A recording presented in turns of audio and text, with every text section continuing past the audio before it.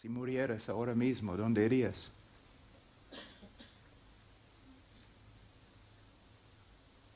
Yo sé que en el día de hoy hay mucho que está pasando en nuestro país, a través del globo.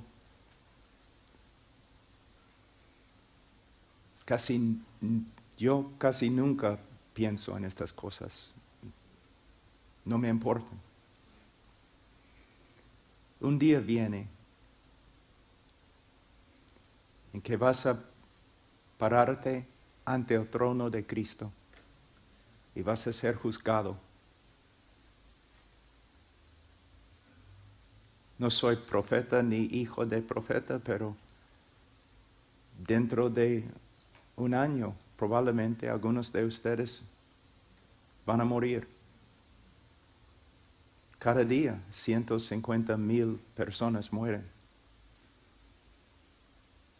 Los que están marchando en la calle, cuando yo veo la gente protestando en la calle, yo no pienso en su protesta, solamente veo almas muriendo sin Cristo. Cuando los conservadores se reúnen en sus conferencias y sus rallies, yo no pienso en la política. Yo solamente veo la multitud y pienso, ¿y ellos también necesitan a Cristo? Para muchos de ustedes jóvenes, sus padres les han criado en la iglesia y quizás han experimentado las bendiciones de la virtud en la iglesia, el amor en la iglesia. Pero todavía ustedes no son parte de la iglesia porque no son parte de Cristo. No conocen a Cristo. Algunos de ustedes probablemente se creen creyentes, pero no son creyentes. No hay ninguna evidencia. Una profesión de fe vacía. Entonces hoy día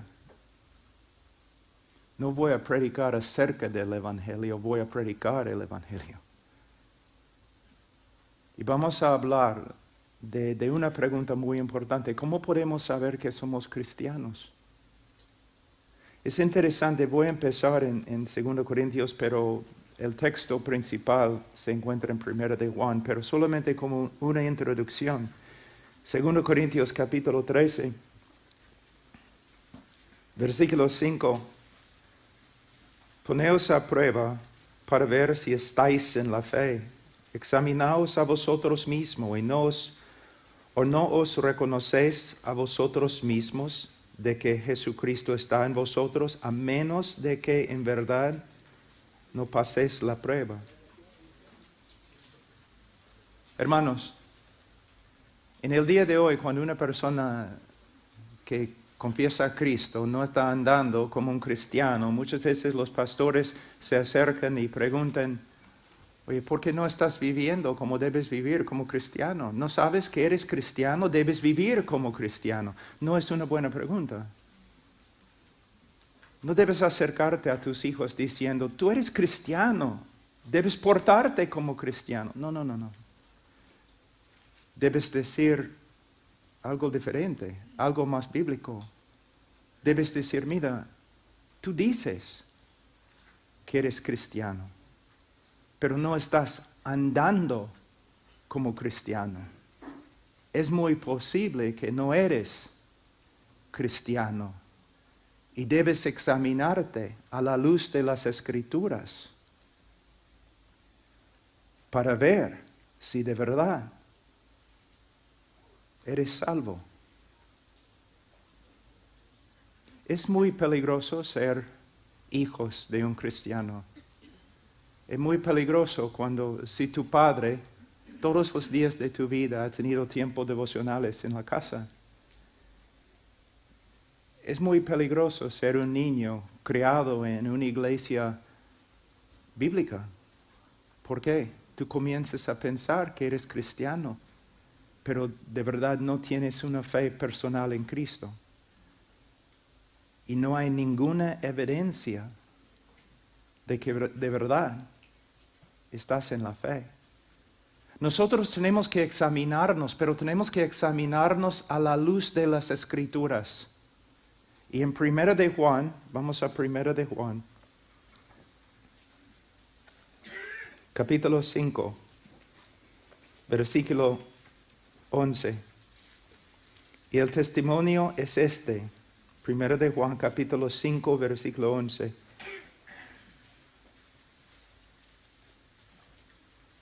Y el testimonio es este, que Dios nos ha dado vida eterna, y esta vida está en su Hijo.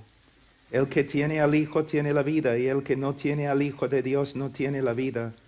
Estas cosas os he escrito a vosotros que creéis en el nombre del Hijo de Dios, para que sepáis que tenéis vida eterna.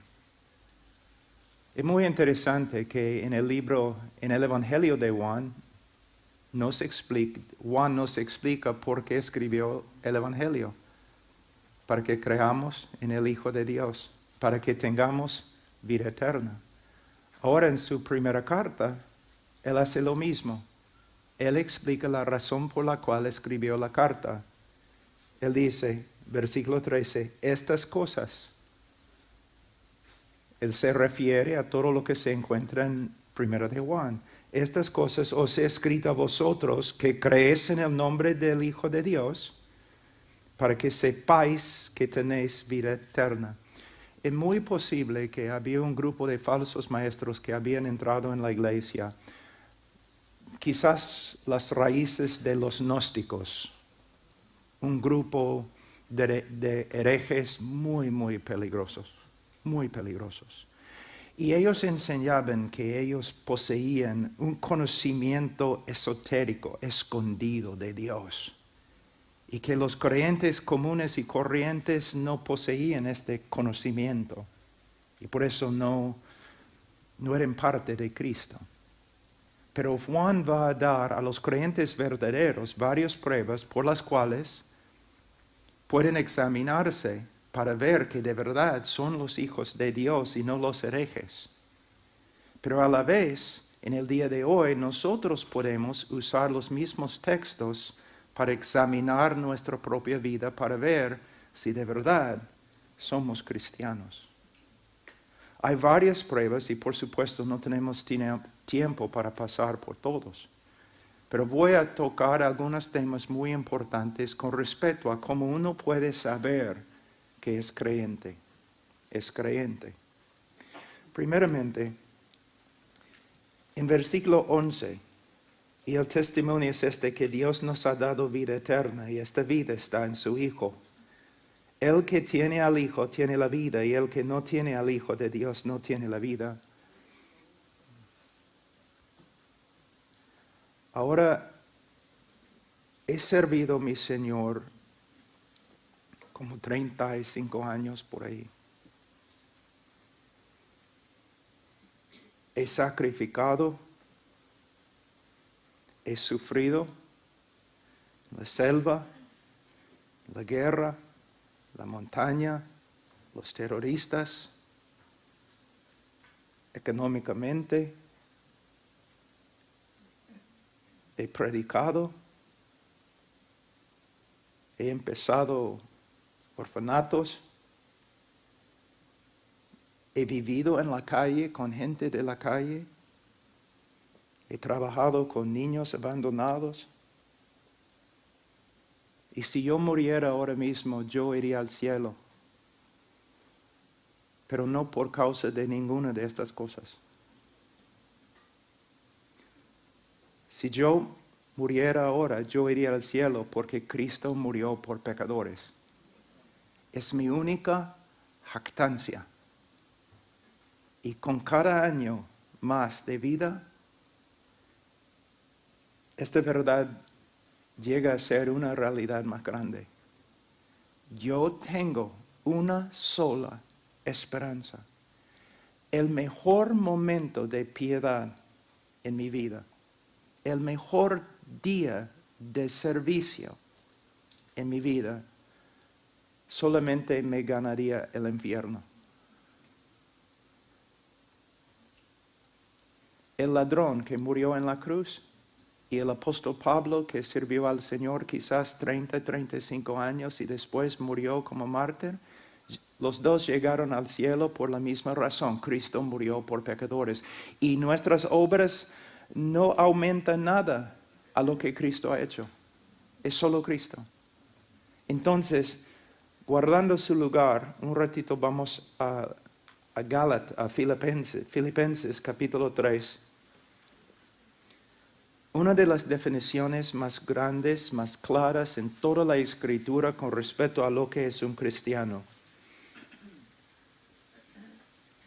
Versículo 3, capítulo 3 de Filipenses.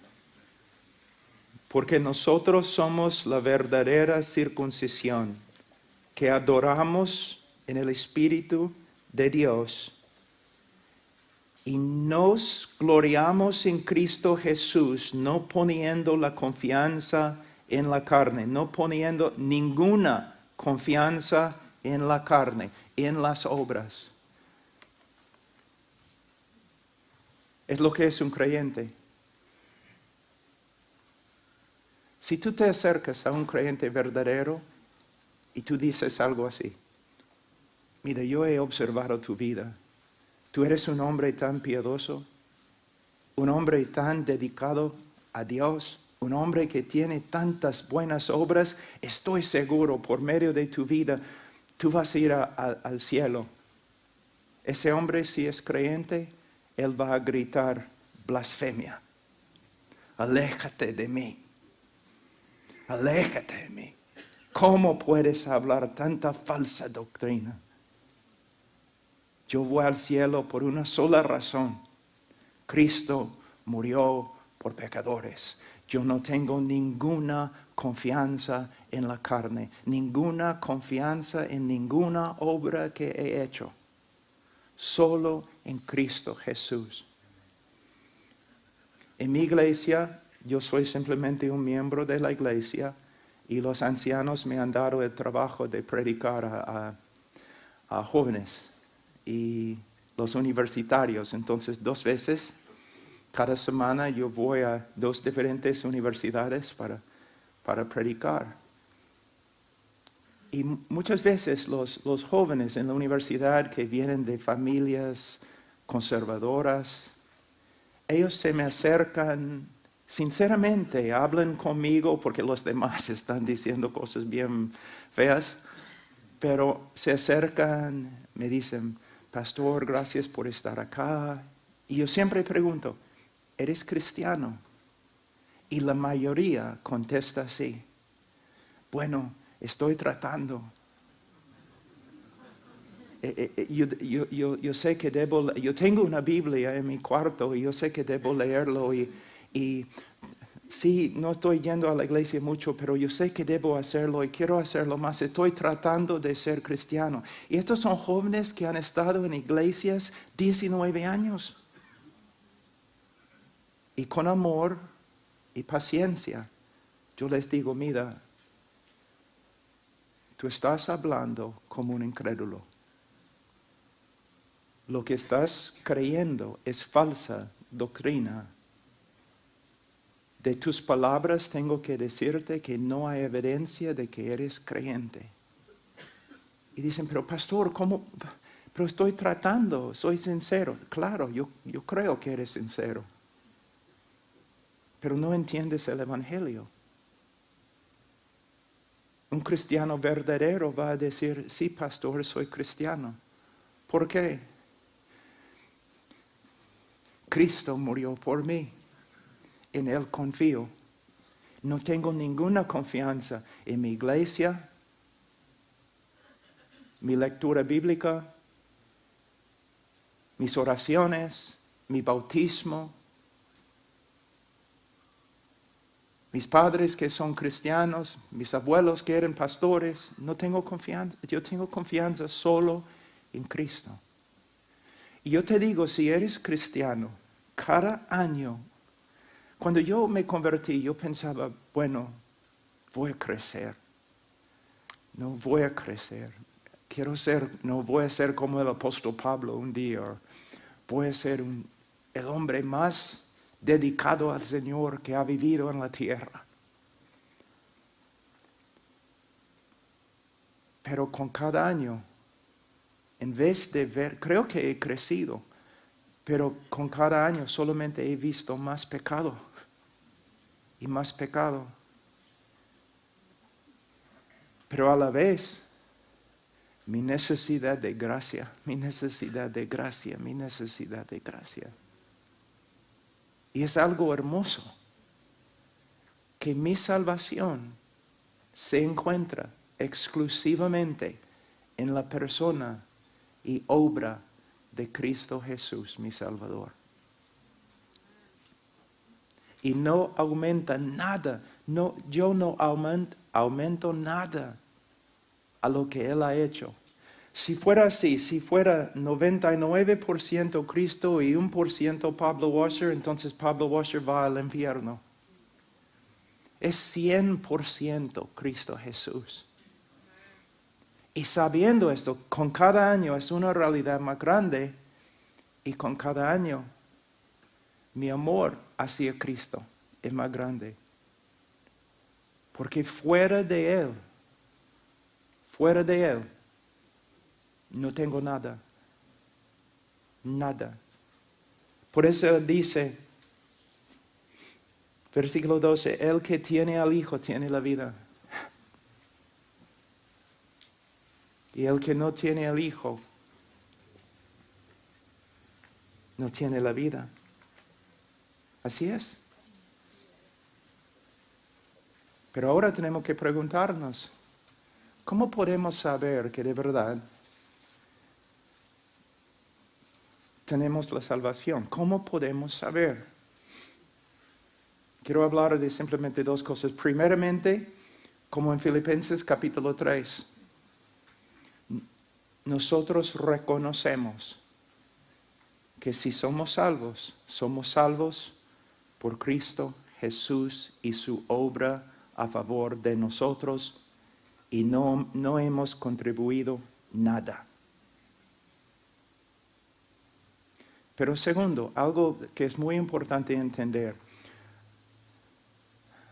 Cuando una persona cree en Cristo, no es solamente una decisión humana. Es una decisión humana, pero es mucho más que una decisión humana. Es una obra sobrenatural del Espíritu Santo. Él obra de tal manera que nosotros, en este momento de conversión, llegamos a ser nuevas criaturas. Cuando la Biblia habla del creyente como nueva criatura, no está hablando poesía, no está hablando en metáfora. Es una realidad espiritual. En Ezequiel, en capítulo 36, podemos verlo de esta forma. El hombre incrédulo tiene un corazón de piedra que no responde a Dios. Una estatua, yo puedo pegar la estatua, puedo patear la estatua, pero la estatua no va a responder de ninguna forma porque no tiene vida. Pero Dios dice que Él quita el corazón de piedra y pone en su lugar un corazón de carne. Por lo general en la Biblia la palabra carne no es una buena palabra, pero en este caso sí. Una estatua de piedra yo puedo pegar y no va a responder. Pero si yo pego a un hombre vivo, él va a responder. Si pateo a un hombre vivo, él va a responder. Entonces, antes de convertirnos, antes nosotros tuviéramos un corazón de piedra, un corazón muerto a Dios y vivo para el mundo, para el pecado, respondiendo al mundo, al pecado, a la voluntad de Satanás, pero muerto a Dios. Pero el momento que una persona cree, él cree por causa de una obra regeneradora del Espíritu Santo y la persona llega a ser una nueva criatura. Y siendo una nueva criatura, la persona va a vivir conforme a su nueva naturaleza. ¿Entienden? Que voy a darles una ilustración. Yo soy del campo, entonces voy a hablar de chanchos. Puercos. ¿Puercos? En Perú es chanchos. Puercos. Vamos a decir que tenemos un puerco atrás, atado, bien gordo. Y yo tengo acá un plato de la comida más fina de París. O de estas camionetas donde comemos tacos al pastor.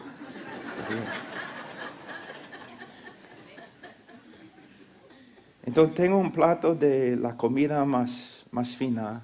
Y acá tengo un montón de basura. Bien fea.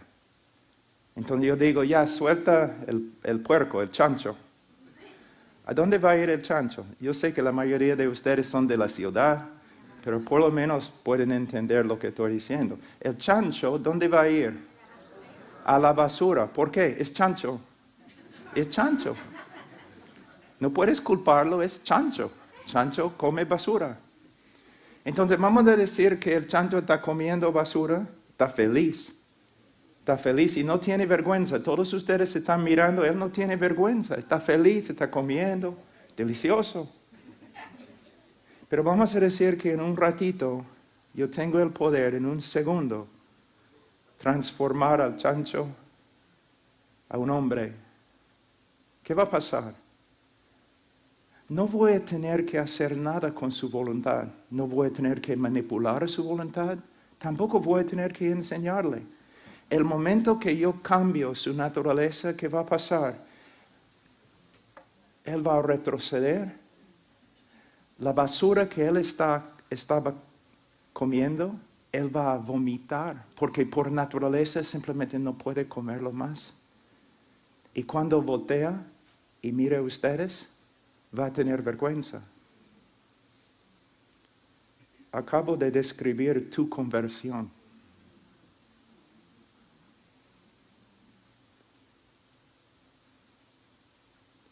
Tu conversión.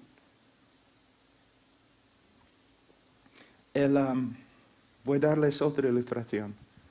Vamos a decir que hay un hombre inconverso y tiene que ir a su trabajo en la mañana como a las 8. Hay una nevada afuera. Él tiene una reunión muy importante. Está un poco nervioso, preocupado por la reunión. Tiene que salir muy rápido. No puede comer desayuno. Su esposa no ha preparado nada. Entonces, él está por salir por la puerta y su esposa sale del cuarto, ¿no? Con su pelo así como medusa, con su pijama que parece, Bigfoot, un Yeti. Y ella dice, lleva fuera la basura. Y él, él voltea. ¿Por qué me grites? ¿Por qué eres así? ¿Por qué tu pelo es así? Tú debes llevar la basura. Eres una mujer tan floja. Y él sale por la puerta. Él sale por la puerta totalmente justificado. Totalmente justificado. Él no siente convicción de pecado. Él está enojado, por supuesto, con su esposa. Ella tiene la culpa. Él, libre, inocente. Va a su trabajo, no hay problemas. 6 meses después, él se convierte. 6 meses más de discipulado. Un día él está saliendo por la puerta de su casa, tiene una reunión. Muy preocupado es el hombre porque es muy importante, él va a llegar tarde, su jefe va a estar enojado con él. Y su esposa, de nuevo, todavía su esposa no se ha convertido, ¿no? Todavía en los mismos pijamas, con pelo como medusa. Ella sale y dice, por favor, lleva la basura. Y él se enoja al toque, voltea. Porque siempre es así, yo tengo que salir a trabajar, tú nunca trabajas y tu pelo, ¡ay! Y corre. Pero tú dices entonces, pero yo pensaba que se había convertido. El momento que las palabras salen de su boca es como un cuchillo pasa por su corazón. ¡Pum! ¿Por qué? Es otra persona. Tiene un corazón vivo ahora. Pero sigue en su rebeldía. Sale de la puerta, sube su carro, pero el hombre está sufriendo. Ni puede pensar ahora en su reunión, su jefe, ni nada. Solamente que él ha pecado. Él ha pecado. Él ha sido impaciente, rudo con su esposa. Pero él sigue. Llega a la oficina, entra en el cuarto, el salón, para tener la reunión con jefes y todo. Después de como 5 o 10 minutos, él dice, mira, jefe, un ratito, tengo que salir, tengo que hacer algo. Él va al teléfono, dice, esposa, perdóname. Yo salí como un idiota, no puedo aguantarlo, por favor. Perdóname, he pecado contra ti, he pecado contra Dios. ¿Es un hombre perfecto? No, pero es un hombre cambiado. Es otra persona. Hay una historia de Agustín. Antes de convertirse, el hombre era muy pecador. Está caminando en la calle, muy pecador, muy inmoral. Un día después de convertirse, él está caminando en la calle de la ciudad y una prostituta en el segundo piso lo vio por la ventana y dijo, Agustín, Agustín, soy yo. Y Agustín dijo, sí, pero no soy yo. ¿Ve? No un hombre perfecto, pero un hombre cambiado. Que sí, de vez en cuando él puede ser engañado y puede olvidarse de quién es y puede volver a la basura, pero el momento que comienza a comer, él sabe y en tiempo no puede aguantar más y tiene vergüenza. ¿Por qué? No porque simplemente tomó una decisión, no, él llegó a ser una nueva criatura. ¿Te das cuenta? De hecho, muchas personas no. En 2 Corintios, un ratito, en 2 Corintios, necesitamos como 10 sermones, pero tenemos solamente uno. En 2 Corintios,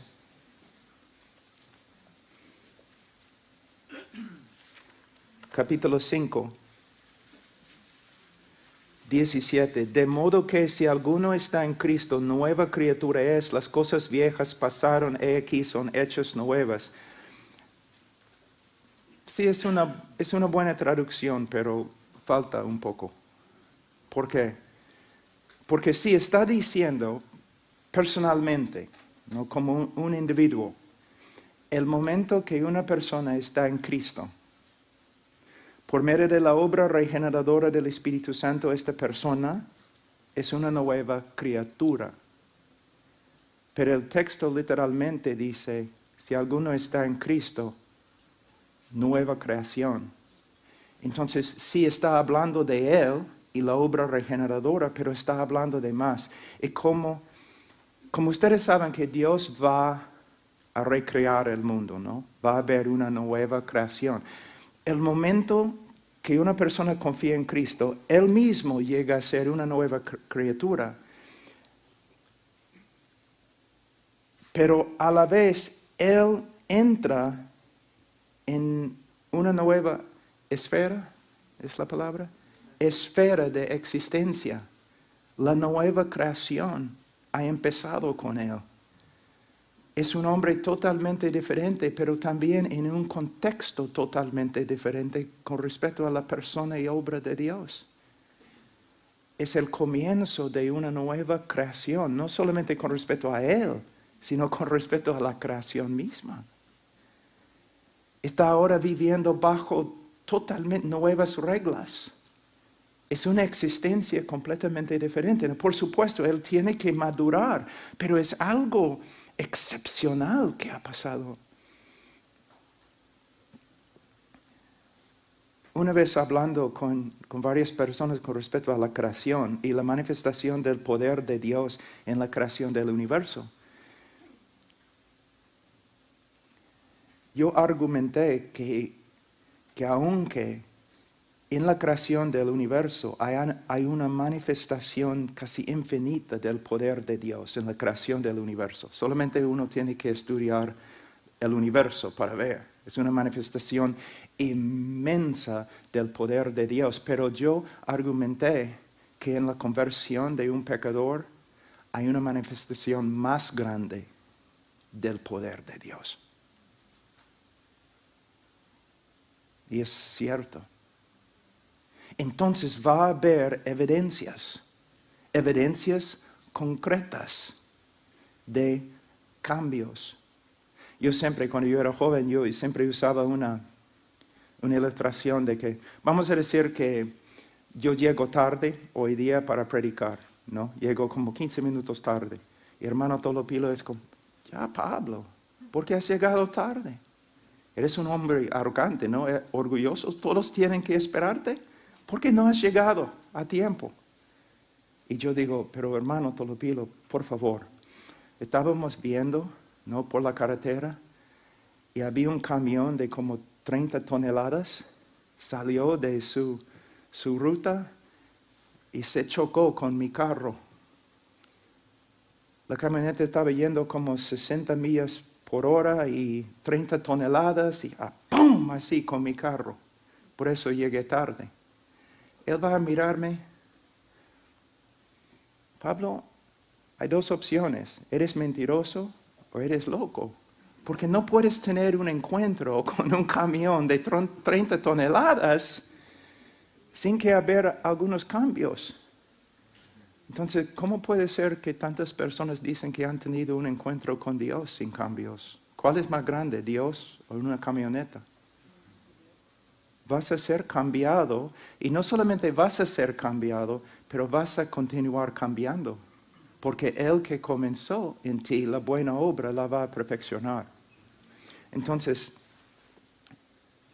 vamos a ver algunos de estos cambios.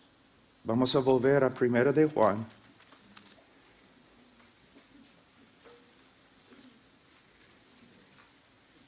Ya hemos establecido que una de las evidencias más grandes de una fe verdadera es que no tienes ninguna confianza en tu carne, en tus obras, y toda tu confianza, ¿no?, ha sido depositado en la persona y obra de Cristo.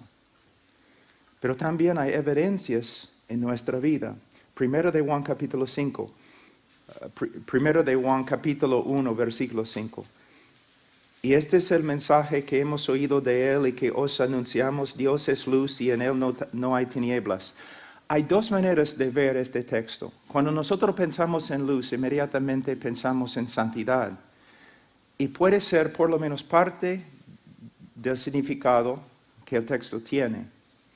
Pero hay algo más acá, algo mucho más que puede ayudarnos a entender el texto. Los gnósticos, ellos creían que Dios era muy esotérico, oscuro, y su voluntad, su persona era un misterio, y su voluntad también un misterio, que uno no podía conocer aparte de una revelación mística. Yo creo que lo que Juan está diciendo aquí es, no, Dios es luz. Y lo que está diciendo es, Dios nos ha revelado quién es y nos ha revelado su voluntad en las Escrituras, en las enseñanzas de los apóstoles. Dios no está ahí escondido, un secreto, un misterio. Conforme a las Escrituras, nosotros sabemos muy bien cómo es la naturaleza de Dios. Sabemos también muy bien cuál es la voluntad de Dios, porque Dios es luz, lo ha revelado. Entonces Él dice, si decimos que tenemos comunión con Él, si decimos que somos creyentes, que tenemos una relación con Dios, pero andamos en tinieblas, mentimos y no practicamos la verdad.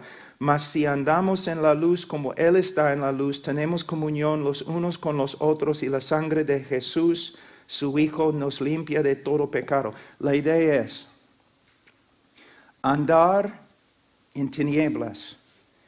Es andar de una manera que contradice lo que Dios ha dicho acerca de sí mismo y acerca de su voluntad. Es andar de una manera que contradice la revelación de Dios acerca de sí mismo, su persona y acerca de su voluntad.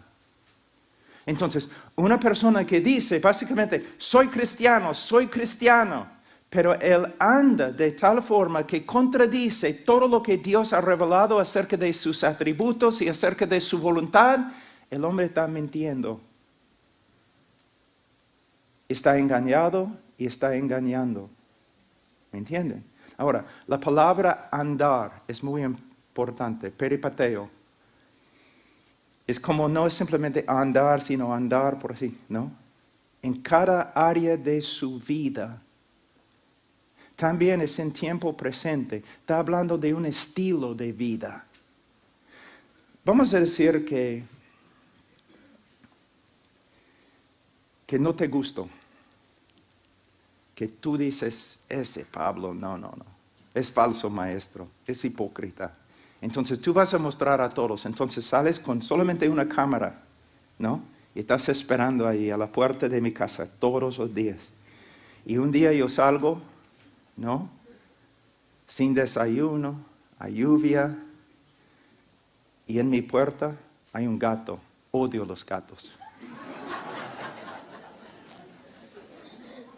Entonces yo salgo de la puerta, miro así. ¡Pau! Y voy a mi carro.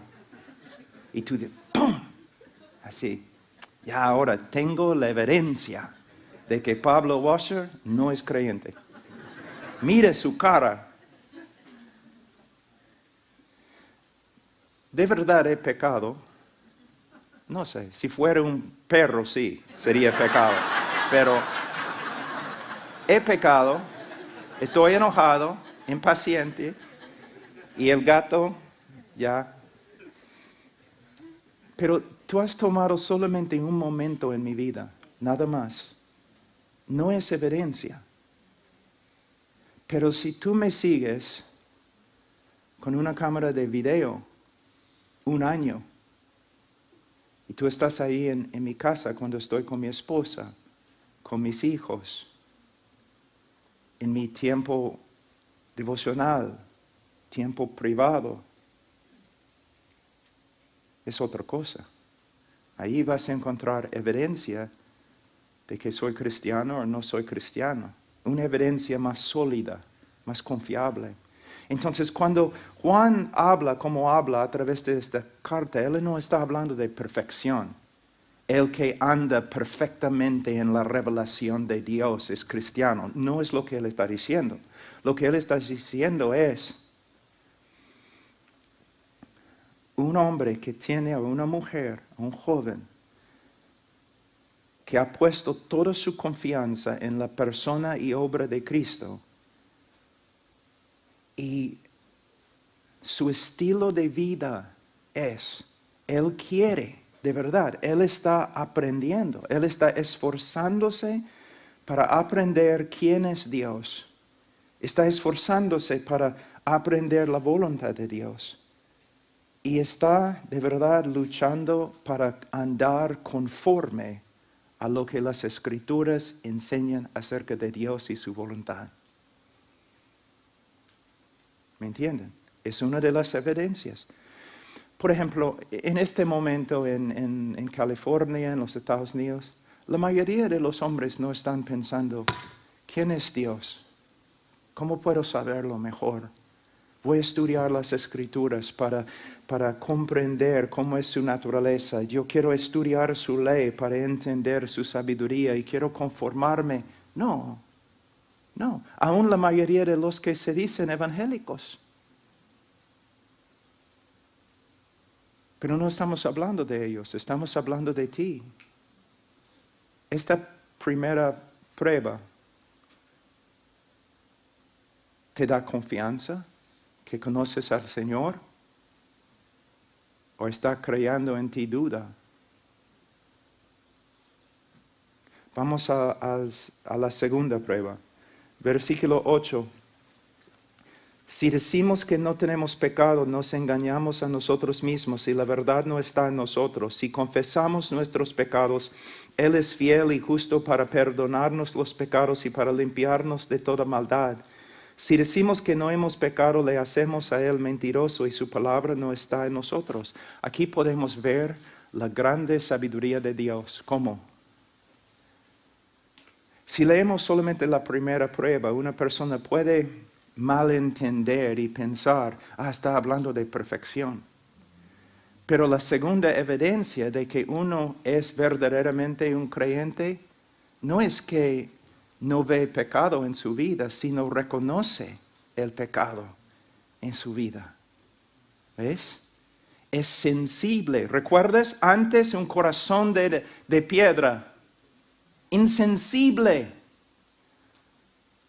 al conocimiento de Dios, insensible al pecado. Pero ahora tienes un corazón que vivo, sensible a la voluntad de Dios. Y tú puedes ver pecado como nunca.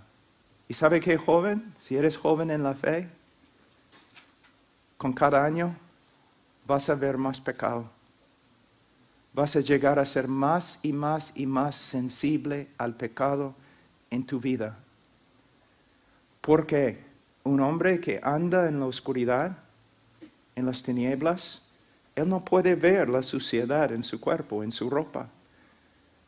Pero mientras el sol se levanta y hay más luz y más luz y más luz, él puede ver con más claridad el pecado que queda. Entonces,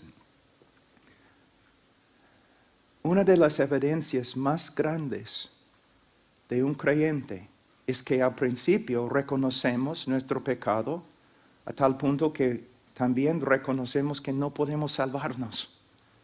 No tenemos buenas obras, ¿no?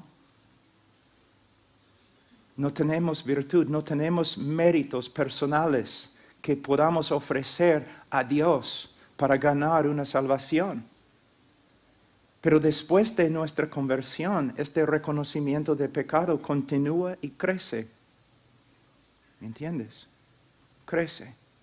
Entonces, una de las evidencias más grandes de que uno es creyente no es solamente que reconoce su pecado, porque uno puede reconocer su pecado y quedarse ahí sin esperanza. Un arrepentimiento a la muerte, ¿no? Pero el creyente, puesto que tiene una esperanza viva, reconoce su pecado y puede causar grande dolor, pero tiene esperanza. Y su esperanza en la gracia de Dios lo lleva a confesar su pecado. Confesar su pecado. La palabra confesión es muy importante y muchas personas simplemente no entienden lo que significa. Es homologeo. Homo significa mismo, lo mismo. Logeo, speak, or hablar lo mismo. Entonces, confesión es cuando a través de la palabra de Dios, el Espíritu Santo trabajando en tu vida, un día leyendo las Escrituras, tú reconoces que has sido impaciente con tu esposa. Y el Señor, a través de su Espíritu, a través de la palabra, te está diciendo, tú has pecado, has sido impaciente con tu esposa. Confesión es cuando tú dices, Señor, lo que tú dices de mí es verdad. Yo hablo lo mismo. Yo he hecho exactamente lo que tú me dices. Yo he pecado contra mi esposa. He sido impaciente. Perdóname. Y algo simplemente muy importante para todos, pero especialmente para los padres. Un caso, yo un día muy cansado y todo, regresando de mi trabajo y Mi hija de como 8 años, ella estaba, papá, papá, papá, papá. Y por fin le contesté con impaciencia. Y al toque, ¡pum! Regresé a mi cuarto, Señor, Señor. Pero de nuevo, salir de mi cuarto y ir a mi hija de 8 años. Aquí es donde tienes que tener bastante cuidado, hombre. Rowan es su nombre, Rowan. Hace 10 minutos yo estuve impaciente contigo. Perdóname. ¿Y ella? Papá está bien. No, por favor. No, ¿recuerdas lo que te enseñé? ¿Recuerdas? Tú tienes que librarme. Ah, sí, papá. Y ella pone su mano en mi hombro. Papá, es verdad. Tú pecaste contra mí. Fuiste impaciente conmigo. Pero papá, te perdono. Te amo. ¿Ves? No está bien que tu hijo diga, está bien, papá. O tu esposa, escúchame. Está bien. No está bien. Es pecado. Y es algo tan hermoso. Es como el Espíritu Santo que tú has contristado. El momento que tu hija te dice, papá, te perdono, te amo. De nuevo, gozo, alegría, comunión con el Espíritu, con tu hija. Entonces, no debes decir, está bien. No está bien. Ya, pero estoy enseñando acerca de la familia ahora, debo volver al texto.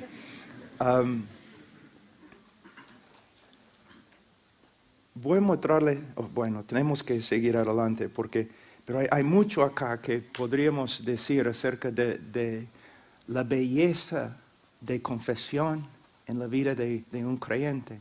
Pero yo muchas veces me encuentro, como decimos en Perú, me encuentro en mi salsa.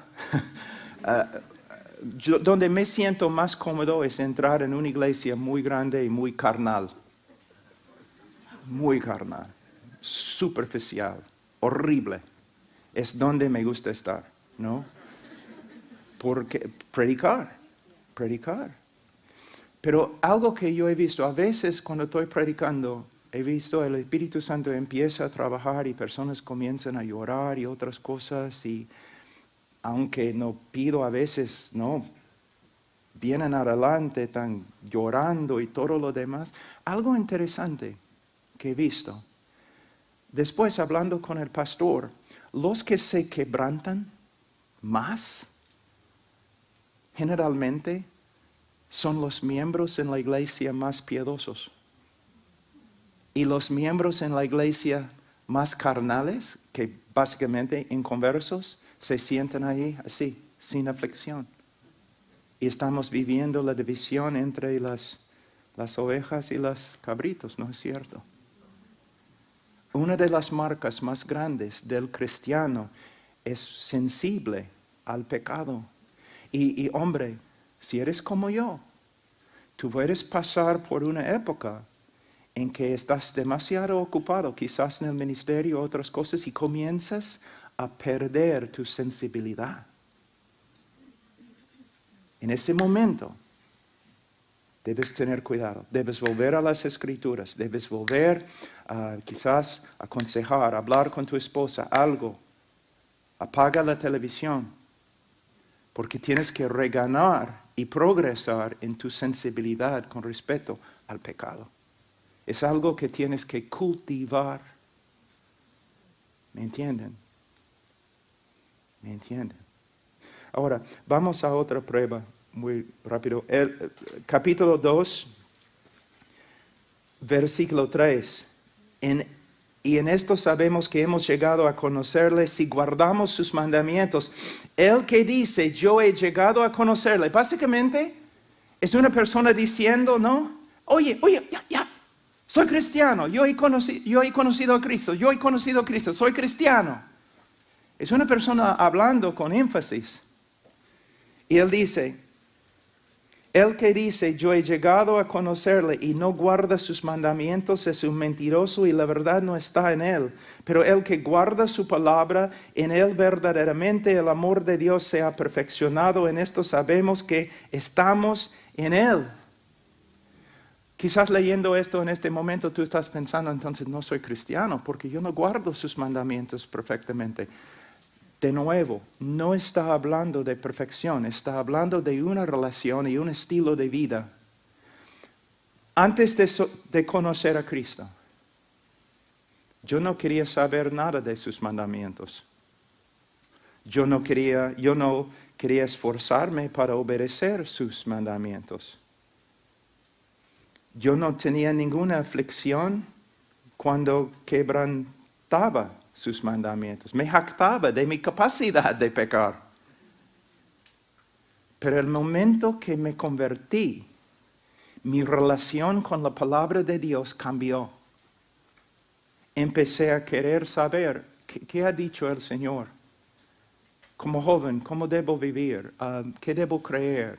¿Cómo debo hablar? ¿Cómo debo actuar? ¿Cuál debe ser el propósito de mi vida? Buscando en los mandamientos de Dios. Y esforzándome para llevar a cabo lo que yo aprendí. Y cuando pequé, y definitivamente pequé, yo tenía dolor, bastante dolor, confesando mis pecados y empezando de nuevo. Cuando una persona me dice, tengo una nueva relación con Cristo, yo siempre pregunto, ¿tienes una nueva relación con pecado? Porque si no tienes una nueva relación con pecado, no tienes una nueva relación con Cristo. Yo tengo una nueva relación con Cristo. ¿Tienes una nueva relación con sus mandamientos? Porque si no tienes una nueva relación con sus mandamientos, tú no tienes una nueva relación con Él. Cuando me casé,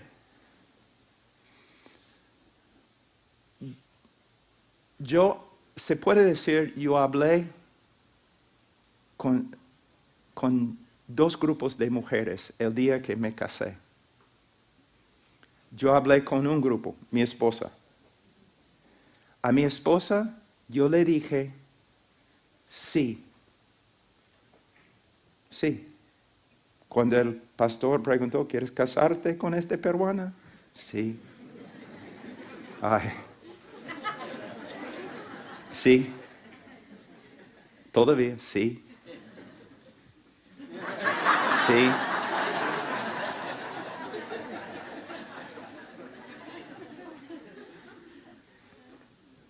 De verdad, yo culpo a los hombres latinos porque no me advirtieron. Entonces, cuando yo dije sí a ella, yo dije no al otro grupo. No les importaba, pero sí, yo dije no. Entonces, cuando uno dice sí a Cristo, dice no al mundo. Sí a sus mandamientos. No a mi propia voluntad. Sí a justicia. No al pecado. De nuevo, no estamos hablando de perfección, estamos hablando de una nueva inclinación de la vida, un nuevo estilo de vida. ¿Me entienden? Ahora dice, versículo 6, el que dice que permanece en él debe andar como él anduvo. ¡Wow! Entonces ninguno de nosotros es salvo. ¿Quién anda como él anduvo? Cuando yo era muchacho, mi familia tenía un rancho de caballos y vacas. Y en el invierno, durante las nevadas muy grandes, había hielo en los lagos y los estanques. Y teníamos que salir siempre con hacha y romper el hielo y llevar agua a los caballos y todo. Y desde, cuando yo tenía 4 o 5 años, yo estaba trabajando al lado de mi papá. Así es el rancho, trabajando. Entonces mi papá era un hombre bien grande, bien fuerte, más grande que yo. Y yo era un chibolo, ustedes no usan esa palabra, un muchacho, no así. Y mi papá llevaba baldes bien grandes así, de agua, ¿no? En la nieve hasta acá, y mi papá caminando con el agua. Y yo quería ser, desde mi niñez, yo quería ser exactamente como mi papá. Era mi héroe. El hombre podía pelear con vacas, caballos, hombres, con todo. Entonces él agarraba, ¿no?, el agua así y caminando así. Y yo podía ver sus huellas en la nieve. Y yo, como 5 años, yo agarré el agua y yo quería poner mi pie en sus huellas. No podía. Una persona observando habría pensado, como una araña borracha caminando en la nieve. Otras personas, no, burlándose de mí. Este niño, cuando llega, no tiene agua porque ya derramaron todo el agua sobre la nieve. Él no puede, ¿por qué lo intenta? Pero una persona observándome, aún burlándose, tendría que decir, ese niño, de verdad, es torpe, no es muy inteligente, pero de verdad este niño desea ser como su padre. De verdad. Entonces el mundo sí va a burlarse de nosotros porque sí, fallamos, pecamos, nos extraviamos, pero debe ser en la vida, si eres creyente, el mundo va a ver por lo menos, sí, sinceramente, este hombre, esta mujer, su deseo no es ser como un famoso estrella de cine o un hombre rico. Su deseo es ser como Cristo. Su deseo es ser como Cristo. Una prueba más. Él dice, versículo 7, amados, no os escribo un mandamiento nuevo, sino un mandamiento antiguo que habéis tenido desde el principio. El mandamiento antiguo es la palabra que habéis oído. Por otra parte, os escribo un mandamiento nuevo, el cual es verdadero en él y en vosotros, porque las tinieblas van pasando y la luz verdadera ya está alumbrando. ¿Qué está diciendo Juan? Te doy un mandamiento nuevo, no te doy un mandamiento nuevo, te doy un mandamiento antiguo, no es antiguo, no es nuevo. Lo que él está diciendo básicamente es lo siguiente, es muy difícil el texto, pero él está diciendo desde el comienzo, Dios es un Dios de amor.